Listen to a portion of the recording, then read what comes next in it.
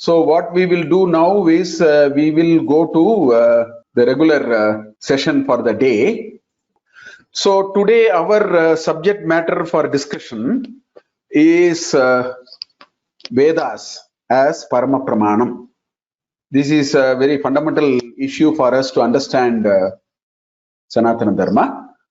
So just to give you a little continuity to what we did, we had this overall course structure with which we ended last week.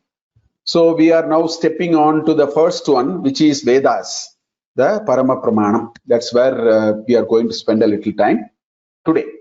Okay, so we will start with this basic question: how to establish knowledge? I think this is a very, very important question. You know, if you boast yourself to be very rational, very scientific, very advanced, modern, this is an important question. And this was a very important question for our ancestors as well. So this thought that, you know, many of these ideas are dogmatic, blind beliefs are very hard to justify if you dip into our literature and read it. Because our ancestors were also equally very keen to know how to establish knowledge. And no wonder they created some good knowledge and so on. So let's start with this basic question. So what we mean is, if you go after a particular question, how do we establish the correctness of the knowledge? That is the question we are asking. So I have taken 5 questions here. How many people are attending this seminar? Right? This is a question. Let us not find the answer. I am just throwing all the questions now. What will happen if you put butter on a hot plate? That's the second question. How did the king quell the rebellion? And then, is this medicine a vaccine for the virus? Now, you know, we are talking so much about virus and so on. Then there may be a question, is my heart working normally? So let us say we want to identify. See, I can give you an answer. The question is not about answer. The question is, how do we go about establishing, is there a process? Is there a process by which we can correctly get the answer for this so that there is no ambiguity of sorts? This is the issue at hand. So let us explore this particular issue. So let me introduce what is called a Triputi. Triputi is like a tripod.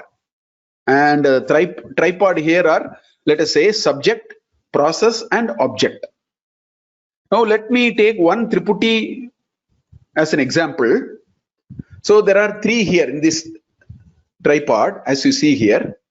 There is a Pramata or Pramatra. If you have to take the Pradipadika, it is Pramata, who is the knower. I asked the question, how many people are in the webinar? So like that, Pramata. Then there must be a process of establishing that knowledge. That is called Pramanam, knowing. And there is a Prameya. There is something which you want to know. So that is called Prameya. So this structure is called Triputi. And this is a very nice structure. Our ancestors have sort of looked at many things in this structure. So let me give you some examples of this. For example, look at here. Jnata, Jnanam, Jneyam. You can put it into this triangle. All these you can put it into the triangle. Sadaka, one who wants to attain.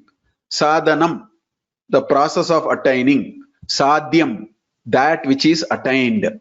Bhokta, the one who is eating. Bhojanam, the process of eating. Bhojyam, that which is being eaten. It may be a halwa, a plate of halwa, or it could be a cup of coffee. I mean, nice breakfast, whatever. Dhyata, Dhyanam, Dhyayam. The contemplator, the process of contemplating or meditating, and the object on which it is meditated. One is meditating. So Dhyata. Similarly, Data, Dhanam, Deyam. The giver, the process of giving, and that which is given. Now this Pramata, what I put in this Triputi.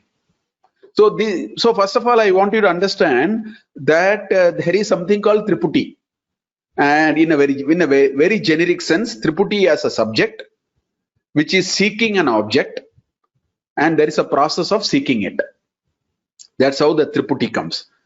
And I want to leave a certain thought with you. I want you to think through it. Please reflect on it. I would want to introduce what is called a Mahatriputi. To me, the Mahatriputi, the greatest of the mother of all these Triputis is Jiva, Jagat and Ishvara.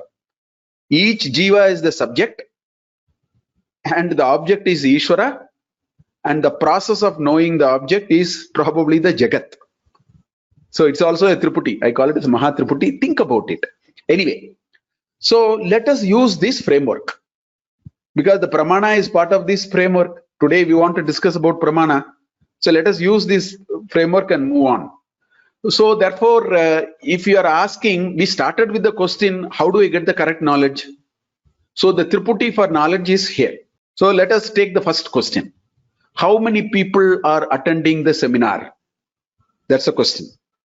And I want to make sure I get the correct, I establish the knowledge properly. No haziness, correct. So I am the subject. I want to know because I am the one who is asking this question. So I am the Pramata now. Now, how do I know? If it is a physical class, I would do a head count. Even if it's an auditorium, it may take a little more time, but I can do a head count. If it is a go-to webinar, I will go to the panel, control panel, and find out there are 350 people, 400 people, whatever. I can find it. So that's the process. And the Prameya is, what do I want to know? I want to know how many people. The number of people is the Prameya for me now. So this is the Triputi in which we are talking about Pramana now. Today's subject is Veda as a Parama Pramana. So let's find out what is this Pramana now. But with this example, we know where Pramana is coming. It is a process of knowing. So let us define it. Pramanam literally means proof or means of knowledge. When you establish a knowledge, it cannot be wavering.